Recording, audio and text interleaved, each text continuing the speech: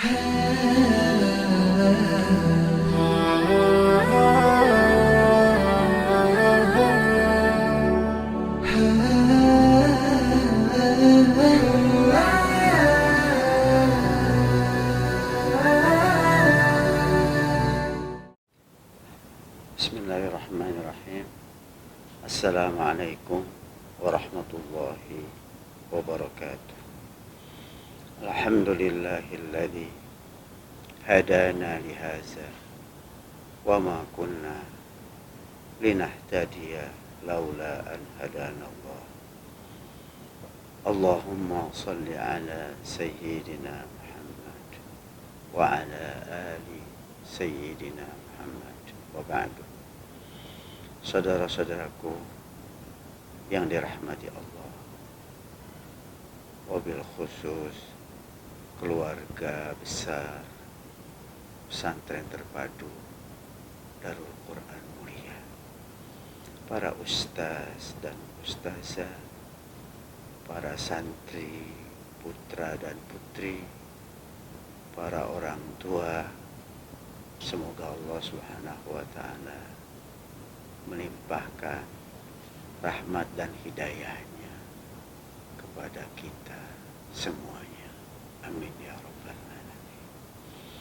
Saudara-saudaraku, pada waktu yang lalu kita telah membahas tentang kronologis perjalanan hidup manusia di dunia yang melalui tiga tahapan. Tahap ba'af, lemah. Kemudian yang kedua tahap kuat. Dan yang ketiga tahapan lemah kembali. Dan kemudian berubat, seperti yang disebutkan di dalam surat Ar-Rum ayat 54. Selanjutnya kita lihat pula tentang perjalanan hidup manusia yang disebutkan di dalam Al-Quran, dari embrio, dari 0 tahun, dari tidak apa-apa kemudian menjadi manusia, dan kemudian hidup di dunia,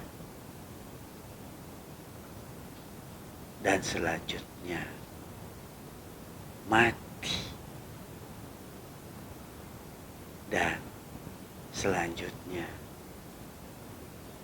dibangkitkan kembali dari kematiannya untuk menjalani kehidupan yang abadi, kehidupan yang selamanya, kehidupan ukhrawi yang kekal. Hal ini dijelaskan oleh Allah Subhanahu wa ta'ala di dalam surat Al-Mu'minun.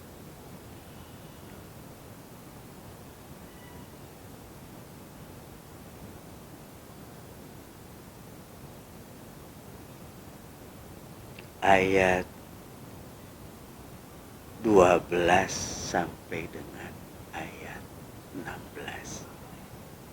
Dan sebelumnya dari ayat pertama menjelaskan tentang bekalan yang diperlukan oleh seorang mukmin dalam perjalanannya menuju akhirat agar bisa masuk ke dalam surga yang paling tinggi, surga Firdaus.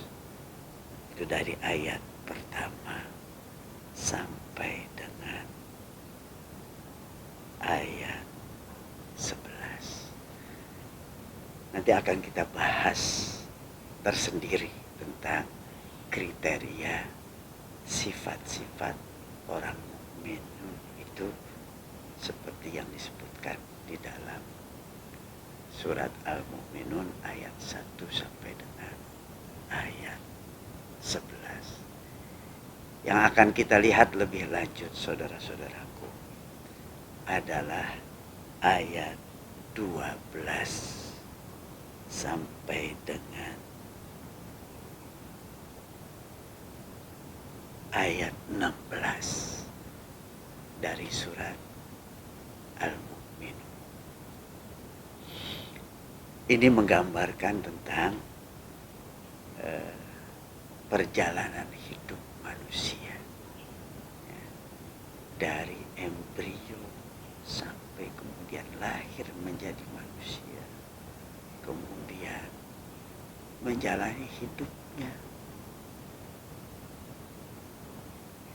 di dunia ini sampai kemudian mati, sampai kemudian dibangkitkan kembali dari kematiannya untuk mempertanggungjawabkan segala hal yang dia lakukan sepanjang hidupnya di dunia itu. Kita lihat ayat 12 dan seterusnya. A'udzubillahi minasyaitonirrajim. Walaqad khalaqnal insana min sulalatin min tin. Dan sungguh kami telah menciptakan manusia dari saripati yang berasal dari tanah. Saripati yang berasal dari tanah. Summa khalaqnahu nutfatan fi qararin makin. Kemudian kami ciptakan manusia itu menjadi nutfah, menjadi mani, sperma yang asalnya tadi dari saripati, dari makanan, saripati makanan yang asalnya dari tanah, dari tanah kemudian menjadi saripati inti, yang selanjutnya menjadi nutfah, menjadi sperma, menjadi mani. Min nutfatin fi qararim makin, yang ditempatkan di tempat yang paling kokoh, di dalam rahim yang terlindung dari bahaya. Itulah asal usul manusia, dari mani yang berasal dari saripati, yang berasal dari tanah. Asal usul kita tanah. Nah, kemudian menjadi saripati dan menjadi sperma, nutfah, baik sperma laki-laki dan juga sperma wanita yang merupakan telur. Kemudian sperma laki-laki membuahi telur setelah menyatu yang ada pada wanita, maka jadilah dia nutfah, embrio, cikal bakal manusia yang ditempatkan fi qararin makin, di tempat yang sangat aman, sangat kokoh, di dalam rahim yang terpelihara, yang berada di antara dua pikul wanita, yang aman betul. Qararin makin, tempat yang aman. Itu perjalanan kita dari tanah, dari saripati, kemudian dari nutfah, dari mani yang telah membuahi telur pada wanita. Sperma, terjadi perpaduan sperma laki-laki dan perempuan yang menjadi embrio manusia. Kemudian dia berada di dalam rahim yang kokoh, fi qararin makin. Summa khalaqna nutfata alaqatan. Kemudian nutfah itu, embrio itu, sperma yang sudah berpadu antara laki-laki, suami dan istri, perempuan, sperma yang sudah membuahi telur pada wanita itu, embrio manusia, cikal bakal manusia itu, kemudian kami jadikanlah nutfah itu alaqah, segumpal darah, darah yang menempel pada dinding rahim. Alaqah, alaqah itu yang nempel, segumpal darah yang menempel di dalam dinding rahim. Khalaqnan nutfata alaqatan. Kemudian kami, kata Allah, yang menjadikan nutfah itu, embrio itu, menjadi alaqah, segumpal darah yang melekat pada dinding rahim itu. Fa khalaqnal alaqata mudghatan. Kemudian kami jadikan gumpalan darah itu alaqah mudghah, menjadi mudghah. Mudghah itu gumpalan yang sudah menjadi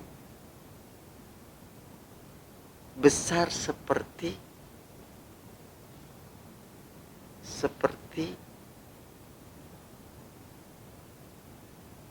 sesuatu yang dalam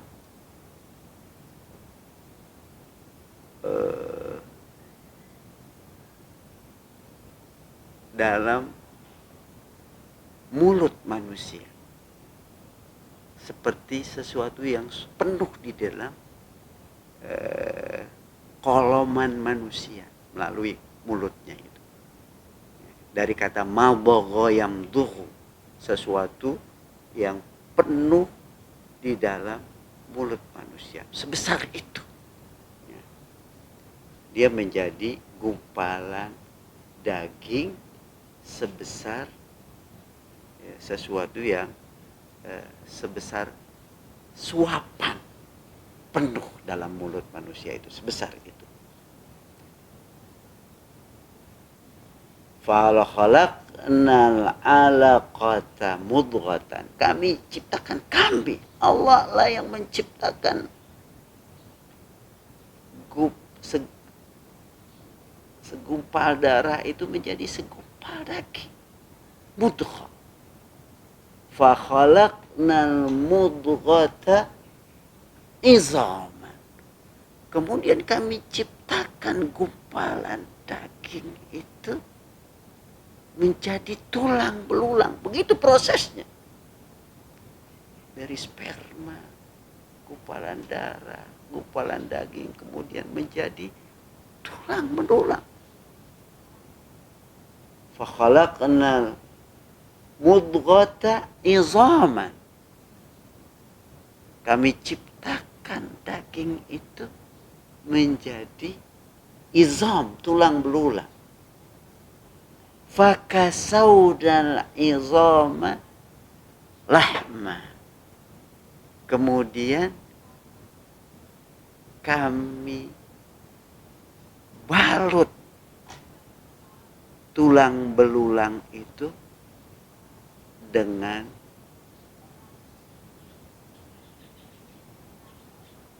daging. Ditutup dengan daging. Tulang belulang yang ditutup dengan lahma, dengan daging. Begitu perjalanan selanjutnya dari tulang belulang, kemudian tulang itu dibungkus, ditutup dengan daging. Tsumma ansha'nahu khalqan akhar. Kemudian kami jadikanlah embrio tadi, ya, tulang belulang yang sudah dibungkus dengan daging menjadi makhluk yang lain. Menjadi makhluk. Jadi makhluk hidup yang ditiupkan ruh ke dalamnya. Tadinya berupa gumpalan darah, daging, tulang belulang yang dibungkus dengan daging, kemudian menjadi makhluk yang lain, menjadi cikal bakal manusia. Ada tangannya, ada perutnya, ada kakinya, ada kepalanya. Kemudian ditiupkanlah ruh ke dalam embrio itu.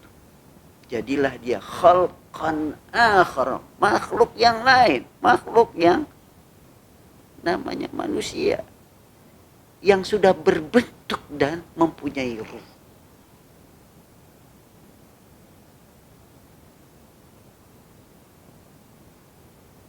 Tsumma ansha'nahu khalqan akhar. Kemudian kami tumbuhkanlah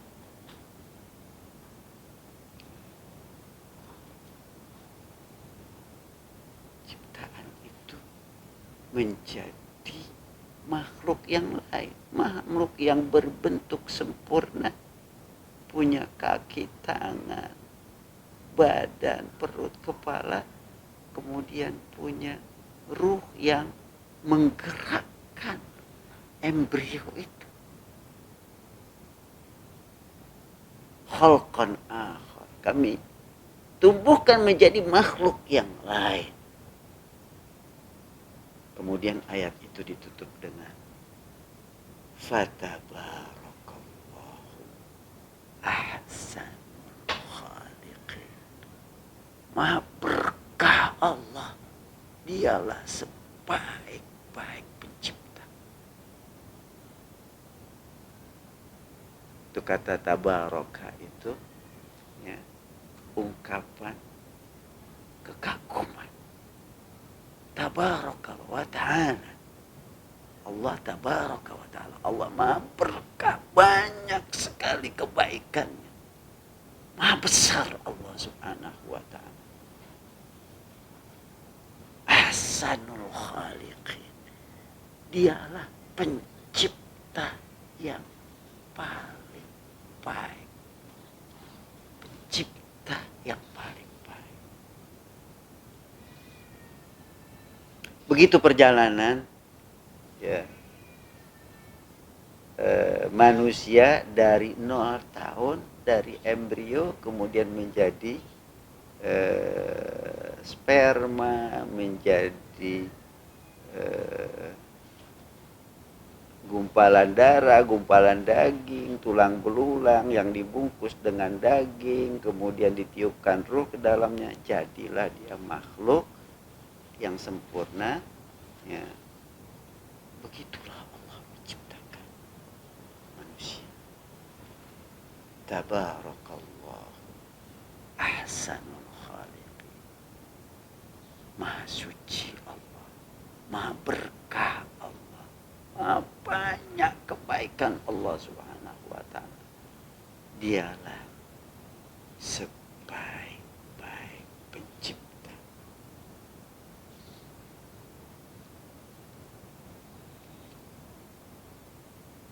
Selanjutnya,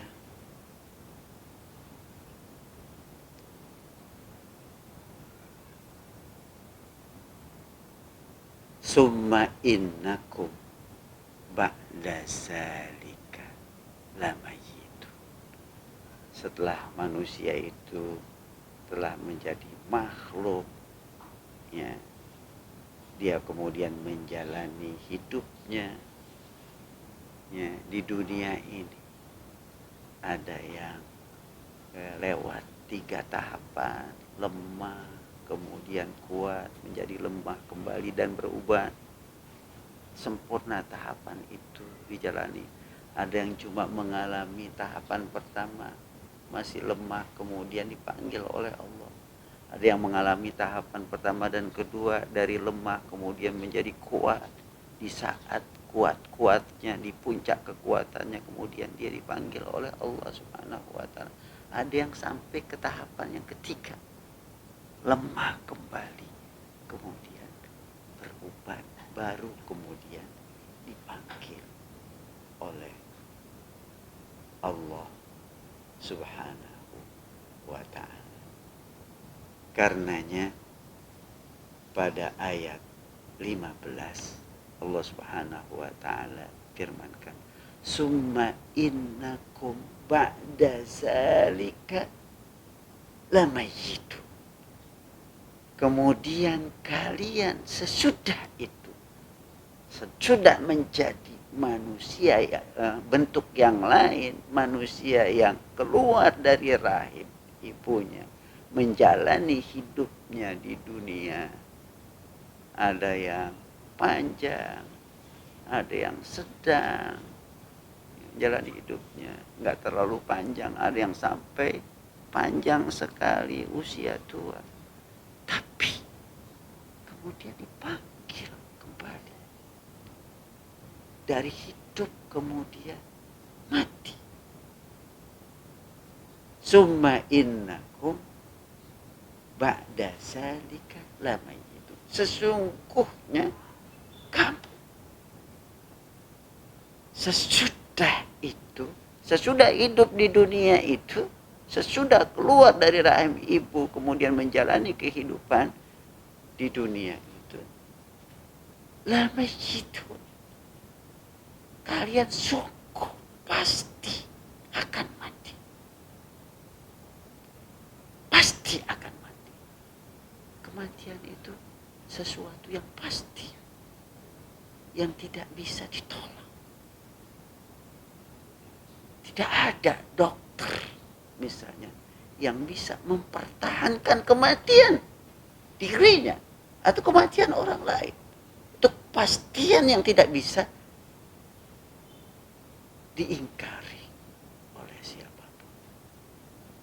Summa innakum ba'da zalika lamayitun. Pakai kata la, taukid. Sesungguhnya kalian sesudah itu, sesudah kehidupan dunia, sungguh akan mati. Sungguh akan mati. Tinggal kita menunggu giliran kita, menunggu ajal kita. Yang jelas kita akan mati. Kullu nafsin sa'iqatul maut. Setiap yang bernyawa itu akan merasakan kematian. Suatu yang pasti. Kadang orang merasakan dalam perjalanan hidupnya yang sudah melewati masa lemah pertama, kemudian masa kuat, kemudian lemah yang kedua, kemudian berubah, merasakan ya, tubuhnya sudah semakin lemah, sudah semakin sakit-sakitan, sudah ubana, sudah merasakan tanda-tanda ketuaan. Di antara tanda-tanda ketuaan itu rambutnya sudah mulai rontok, botak, kemudian turun dari kebotakan itu, kemudian menjadi kurang pendengarannya, budek, kurang tajam pendengarannya, 2B. Kemudian turun lagi ke bawah, ke mulutnya, bawel. Begitu sebagian orang ketika dia sudah semakin tua, semakin bawel, semakin cerewet. Kemudian turun lagi ke bawah, beser, bentar-bentar pipis, kencing, dari botak, budek. Penglihatannya juga berkurang, blur, nggak jelas, rabun. Kemudian cerewet, kemudian beser, dan beberapa tanda-tanda yang lain. Itu merupakan ayat.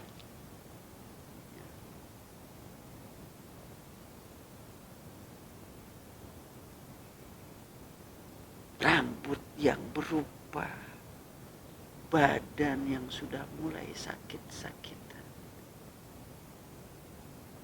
dan gigi yang sudah mulai tangkal, pendengaran yang sudah mulai berkurang. Itu semuanya ayat. Ayat-ayat. Wa fi anfusikum afala tumsirun. Pada dirimu, tidakkah kamu lihat tanda-tanda itu? Itu merupakan tanda-tanda, sinyal-sinyal dari Allah Subhanahu wa Ta'ala. Hendaknya kita bisa mempunyai kepekaan dalam membaca sinyal-sinyal perubahan pada diri kita yang menandakan bahwa kematian sudah semakin dekat. Yang selanjutnya kita antisipasi dengan persiapan menghadapi kematian itu. Summa innakum ba'da zalika lamayitun. Kemudian sungguh kalian sesudah hidup di dunia itu pasti akan mati. Bukan berhenti sampai di sini, mati kemudian selesai, mati dikubur selesai. Bukan, perjalanan kita masih sangat panjang, sangat panjang.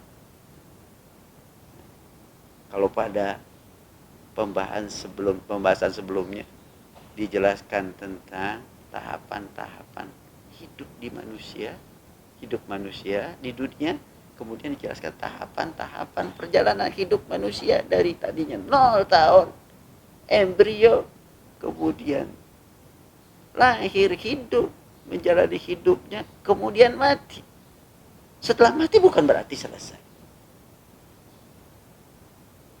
Ayat ke-16-nya Allah Subhanahu wa Ta'ala katakan, summa innakum yaumal qiyamati tub'asun. Kemudian kalian pada hari kiamat nanti akan dibangkitkan. Akan dibangkitkan kita dari kematian kita, dari kubur kita. Akan bangkit hidup kembali. Dan sebetulnya itu sangat mudah bagi Allah Subhanahu wa ta'ala. Di dalam salah satu ayat dikatakan oleh Allah, bal huwa ahwanu alaihi. Bahkan untuk membangkitkan manusia itu lebih gampang bagi Allah ketimbang menciptakannya pertama kali. Waktu menciptakannya nggak ada bahannya. Lalu jadilah manusia. Udah jadi, kemudian mati, ada tulang belulangnya, ada bekas dagingnya yang sudah menjadi tanah, ada tulang ekornya. Membangkitkan kembali jauh lebih mudah. Huwa ahwanu alaihi. Membangkitkan manusia itu lebih gampang bagi Allah menurut pertimbangan manusia. Kalau mau pendengaran Allah gampang semuanya. Idza arada syai'an an yaqula lahu kun fayakun. Kalau Allah menginginkan sesuatu jadi, maka jadilah. Kalau kita umpamakan seperti orang memproduk gelas. Memproduk gelas. Nggak ada bahan bakunya, nggak ada beling-belingnya. Kemudian bisa membuat gelas. Membuat gelas dari gelas pecah itu lebih gampang. Tinggal melebur. Ya. Bahan-bahannya kemudian menjadi lagi. Kira-kira begitu. Membangkitkan manusia itu dari kuburnya, dari matinya lebih gampang ketimbang menciptakannya.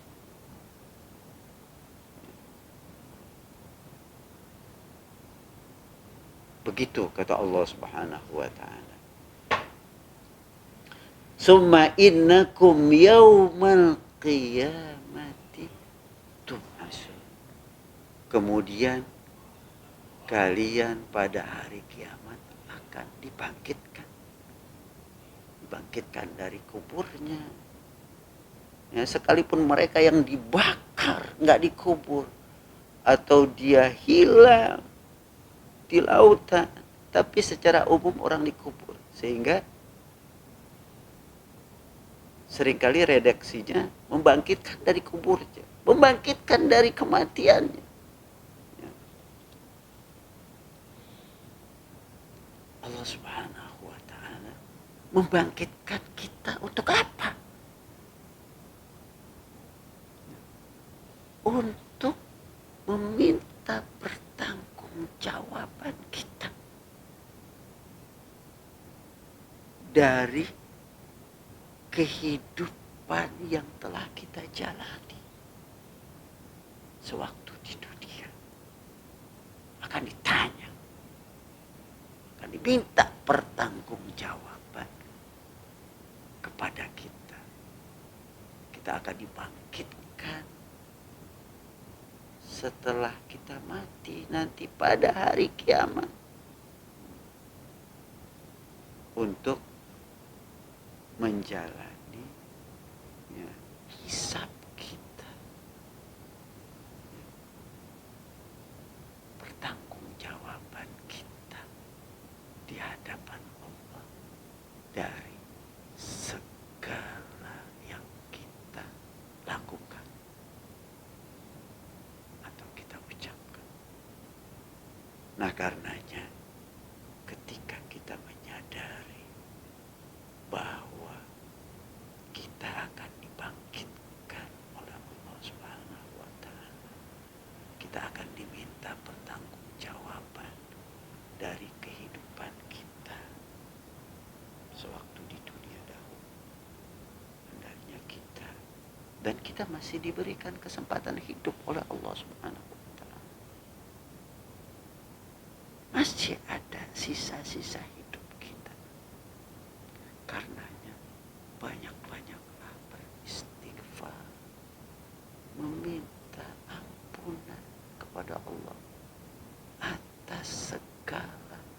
kekeliruan dan kesalahan kita. Qultu astaghfiru rabbakum, kata seorang nabi. Kukatakan beristighfarlah kepada Rabb, kemudian bertobatlah kamu kepadanya.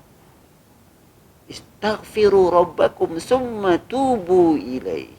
Beristighfarlah, mintalah agar dosa-dosamu diampuni, kemudian bertobatlah kamu kepada Allah, kembalilah kamu ke jalan yang benar. Yursilis sama'a alaikum midrara wa yumdidkum quwwatan ila quwwatikum. Niscaya Allah Subhanahu wa taala akan turunkan rezeki air dari langit yang deras. Wa yumdidkum bi amwalin wa banin, dan Allah akan berikan kepadamu harta, anak-anak. Beristighfarlah kepada Allah atas kesalahan-kesalahan kita. Bertobatlah kepada Allah, kembalilah ke jalannya yang benar. Mintalah kepada Allah agar segala perbuatan baik kita diterima oleh Allah, dilipat gandakan pahalanya. Mintalah agar kita bisa tetap istiqamah menjalani kehidupan kita, sisa-sisa umur yang sangat berharga, karena kita akan dibangkitkan dari kematian kita nanti. Yakini itu perjalanan hidup manusia. Dia diciptakan oleh Allah Subhanahu wa taala, dia diberikan peluang menjalani hidup oleh Allah Subhanahu wa taala. Dia diberikan berbagai nikmat oleh Allah Subhanahu wa taala. Kemudian dia akan dimatikan, dia akan dimintakan pertanggungjawaban atas segala karunia dan nikmat hidup sewaktu di dunia, ya, pada hari kiamat nanti, saat dia dibangkitkan oleh Allah Subhanahu wa taala. Saudara-saudaraku, begitulah Allah Subhanahu wa taala menjelaskan tentang kronologis perjalanan manusia. Kalau sebelumnya perjalanan hidup manusia di dunia, tapi ini perjalanan dari hidup, dari embrio, hidup, kemudian mati, kemudian dibangkitkan pada hari kiamat nanti. Semoga kita bisa mengambil ibrah, pelajaran, dan menyadari tentang perjalanan hidup kita. Semoga kita bisa mempersiapkan saat diri kita akan dibangkitkan nanti setelah mati pada hari kiamat oleh Allah Subhanahu wa taala. Karenanya berbekallah dalam hidup, berbekallah ketakwaan, bekal yang paling baik. Wa tazawwadu fa inna khairaz zadi at-taqwa. Berbekallah, sesungguhnya sebaik-baik bekalan adalah takwa, ketaatan, kepatuhan kepada Allah Subhanahu wa taala. Saudara-saudaraku yang dirahmati Allah, demikianlah, semoga bermanfaat. Dan saya akhiri dan kita akhiri dengan doa kafaratul majlis. Subhanakallahumma wa bihamdika asyhadu an la ilaha illa anta astaghfiruka wa atubu ilaik. Assalamualaikum warahmatullahi wabarakatuh.